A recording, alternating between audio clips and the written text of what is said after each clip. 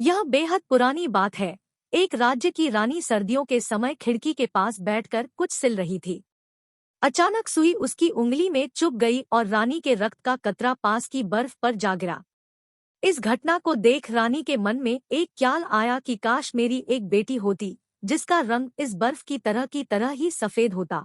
उसका होंठ रक्त के कतरे से भी लाल होते और बाल काली घटाओं से। कुछ समय बाद ही रानी को बेटी हुई और वो ठीक वैसी ही थी जैसी उन्होंने कल्पना की थी, इसलिए उसका नाम रखा गया स्नो वाइट। कुछ समय बाद रानी की मृत्यु हो गई और समय बीतने के बाद राजा ने दूसरी शादी कर ली। वो नई रानी भी बेइंतहा खूबसूरत थी।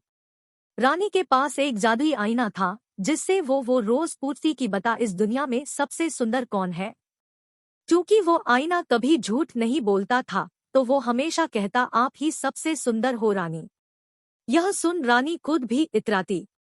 समय बीतने के साथ साथ स्नो वाइट की खूबसूरती और भी निखरती गई और एक दिन ऐसा आया जब जादुई आईने ने रानी की बजाय जवाब दिया जग में सबसे सुंदर है स्नो वाइट।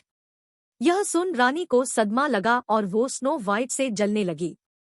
रानी ने अपने सबसे खास और करीबी सिपाही को बुलाकर आदेश दिया कि स्नो वाइट को दूर जंगल में ले जाकर मार डालो। सिपाही स्नो वाइट को ले तो गया पर उसे मार नहीं पाया।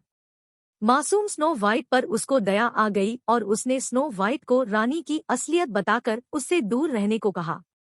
स्नो वाइट को जंगल में जिंदा ही छोड़कर जाते समय सिपाही एक जंगली जानवर का दिल ले गया सबूत के तौर पर।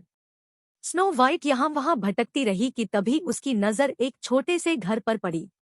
वो घर एकदम बच्चों के घर जैसा था। वो घर था 7 बौनों का। स्नो वाइट ने देखा वहाँ खाना भी है, वाइन भी है। उसे भूख लगी थी। इतने छोटे छोटे बर्तन और चीजें उसे आकर्षित कर रही थी।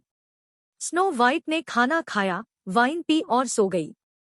जब बौने घर लौटे तो सब कुछ अस्तव्यस्त देखकर सोच में पड़ गए। फिर उनकी नजर स्नो वाइट पर पड़ी।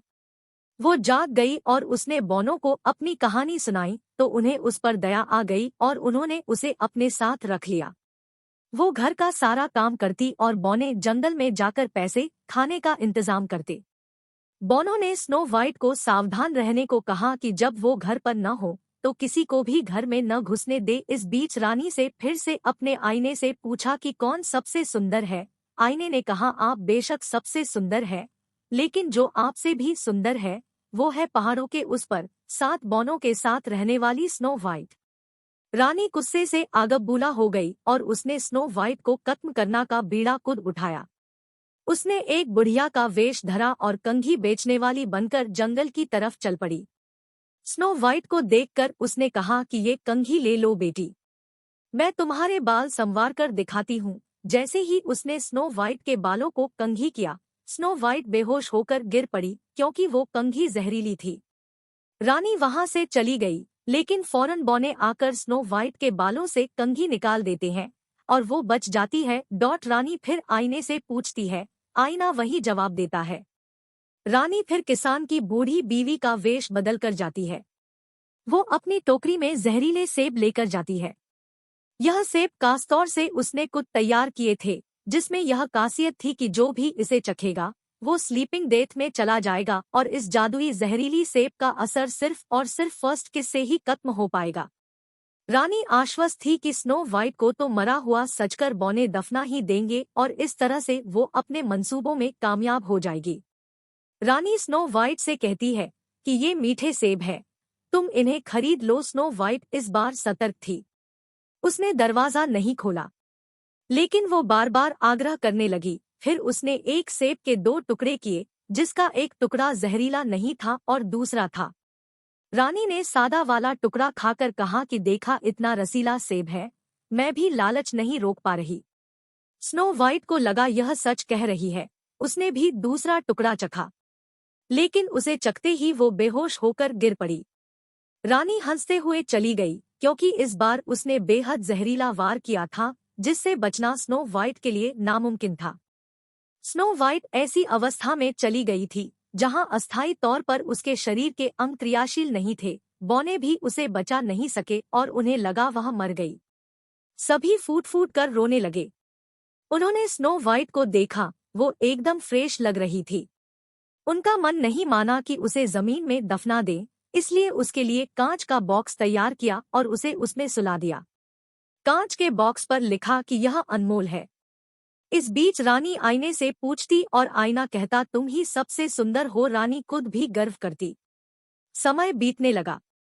कुछ समय बाद ही उस जंगल से एक सुंदर राजकुमार जा रहा था। उसने स्नो वाइट को देखा और उसका दीवाना हो गया। बोनो ने भी देखा कि ये राजकुमार क्या करेगा। राजकुमार बेहद दुखी था कि जिस लड़की से मुझे प्यार हुआ वो तो जिंदा ही नहीं है। उसने कॉफिन का कांच खोला और सोचा अलविदा करने से पहले अपने पहले प्यार को जी भर के देख लूं। राजकुमार ने कांच खोला और स्नो वाइट को भावुकता में एक किस कर दिया। किस करते ही रानी का जादू खत्म हो गया।